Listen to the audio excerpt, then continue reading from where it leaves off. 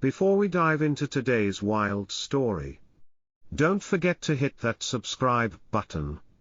Your support really helps us grow the channel and bring more crazy HOA stories like this one. We also love to know where you're watching from, so feel free to drop a comment below. Your engagement helps us keep creating content that you love. Now, let's get into the story. John had always dreamed of finding a peaceful haven away from the hustle and bustle of city life. After years of apartment living, he finally made it happen. He bought a charming house in a quiet suburban neighborhood, surrounded by tall trees and spacious yards. The house was perfect for John, offering wide streets, an abundance of greenery, and the kind of tranquility that had long eluded him. He could already picture himself waking up early every morning, sipping coffee on the porch, and simply enjoying the serenity of his surroundings. John wasted no time personalizing his new home.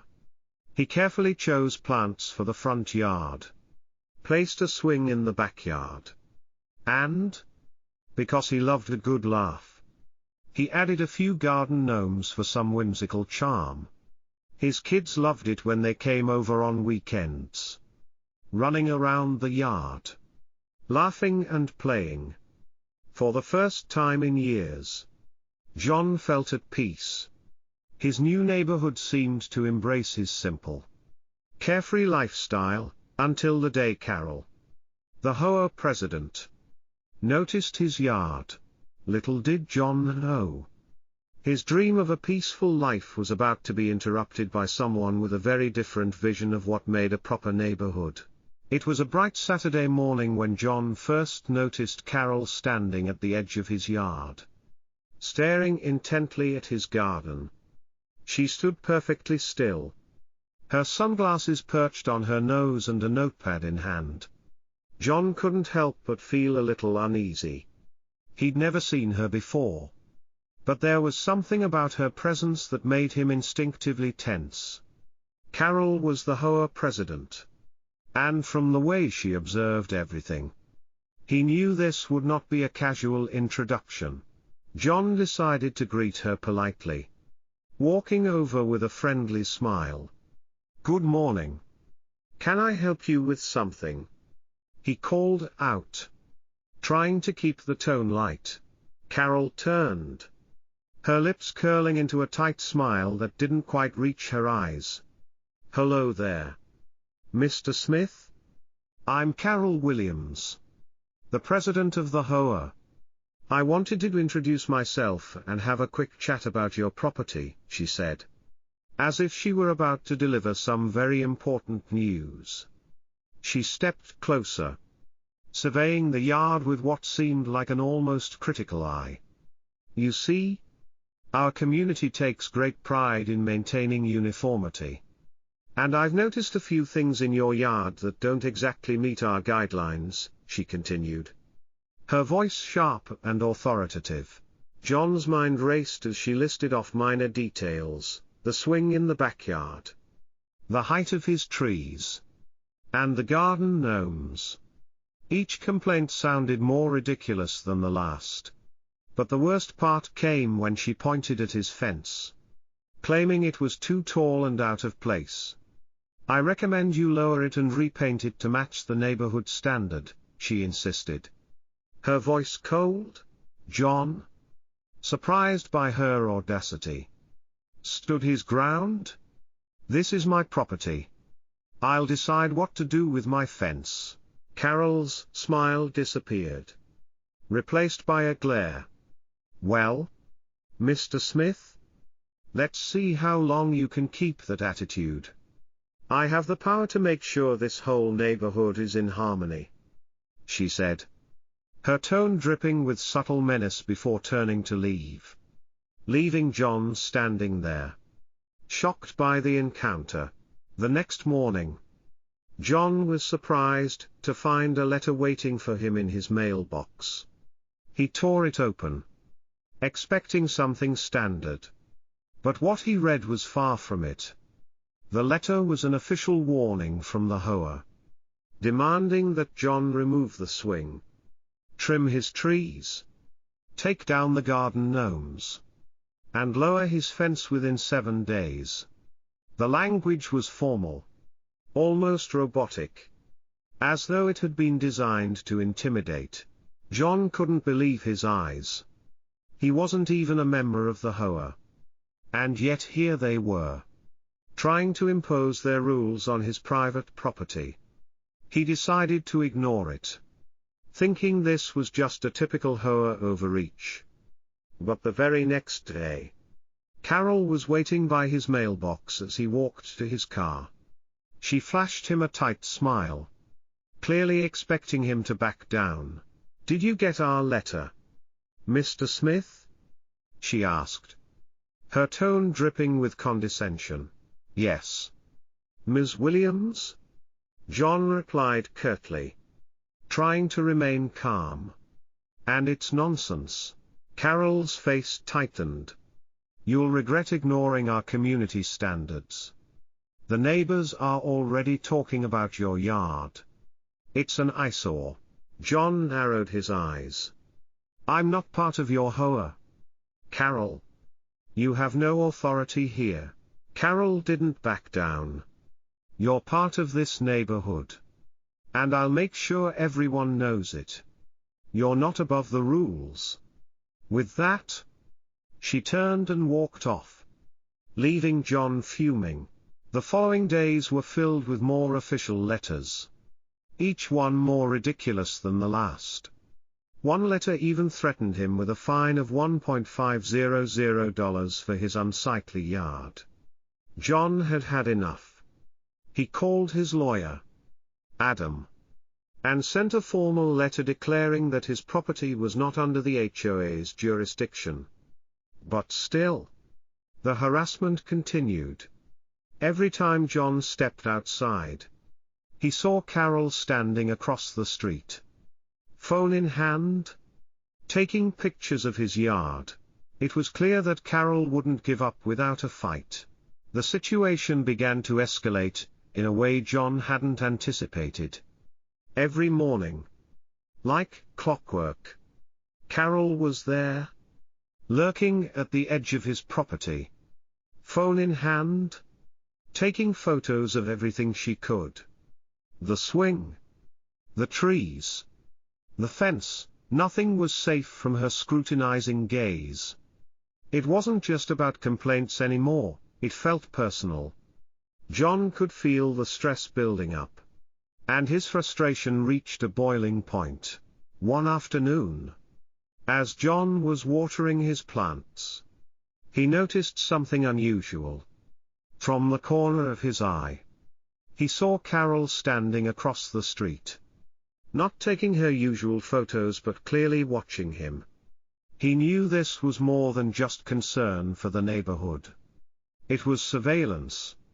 John was becoming the target of her obsessive need to control.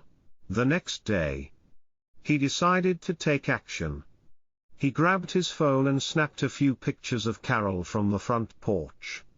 She was standing in the same spot, staring at his house.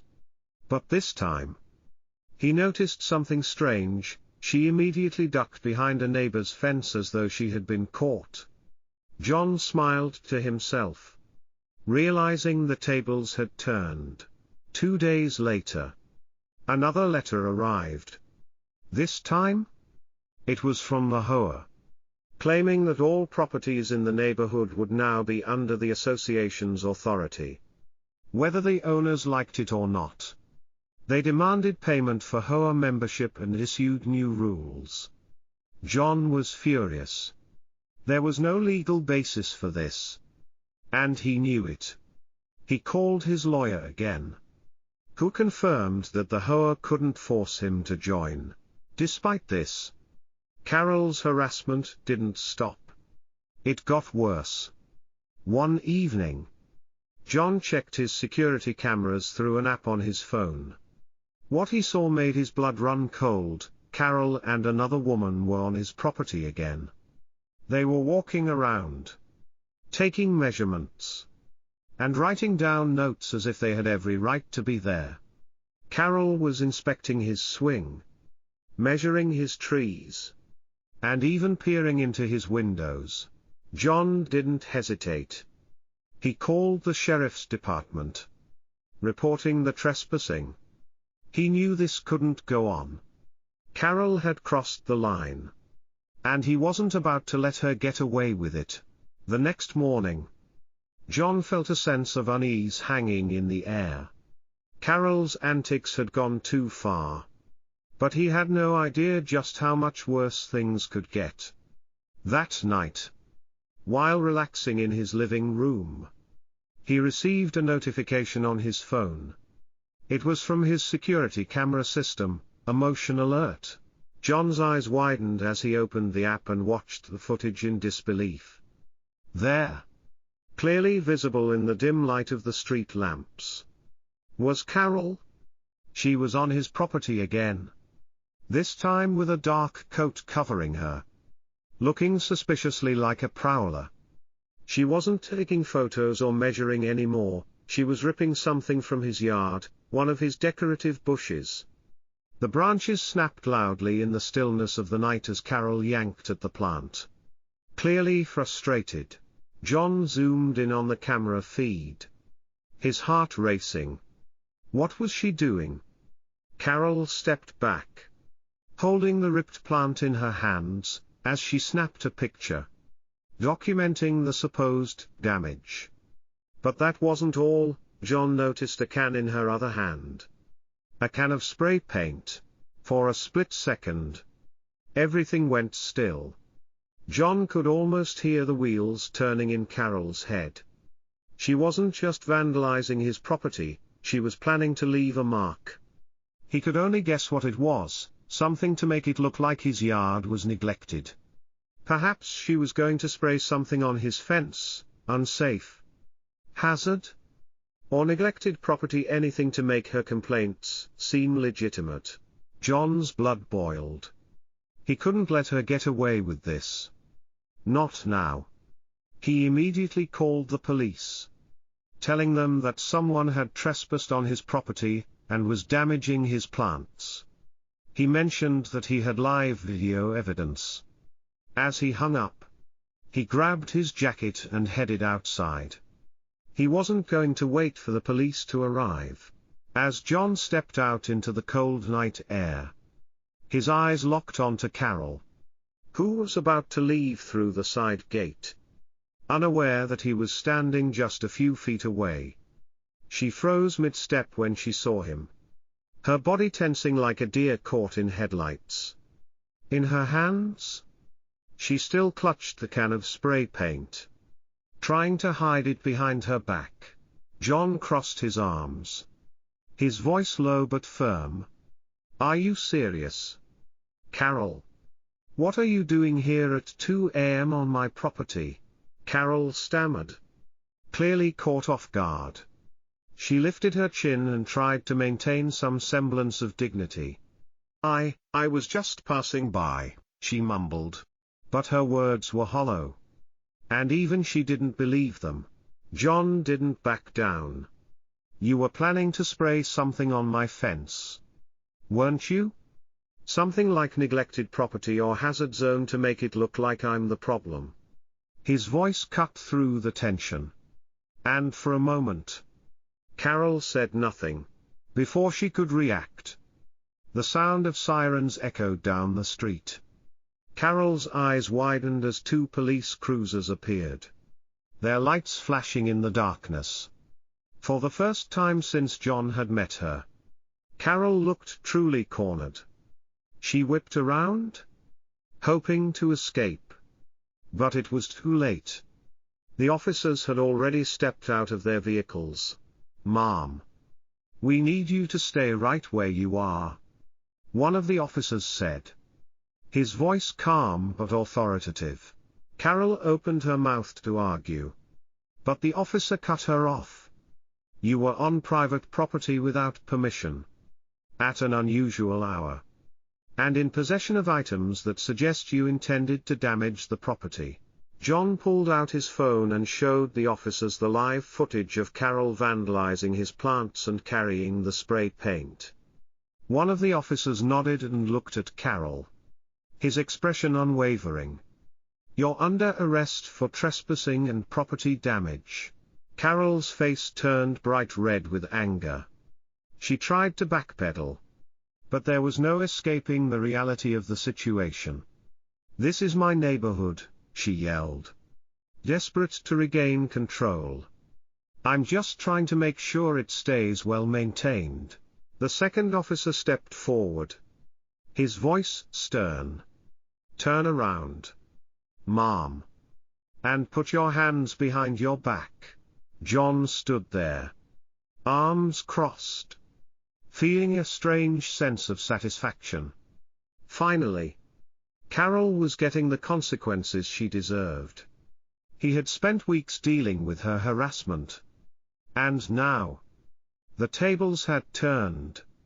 Carol was officially charged with trespassing and intent to damage property. And this time, she wouldn't get away with it. As the police escorted Carol to the car, John couldn't help but smile. He had fought for his peace, and now he had it. His dream home, his yard, and his sanity were finally his again. Thank you so much for sticking with us through today's story. Your support means the world to us. If you enjoyed the video, don't forget to like, comment, and share. It really helps us keep bringing you more wild and dramatic stories. And of course, if you're not already subscribed, make sure to hit that subscribe button so you don't miss our next adventure. We love hearing from you, so feel free to drop a comment below about what you thought of today's video. Thanks again for watching, and we'll see you next time.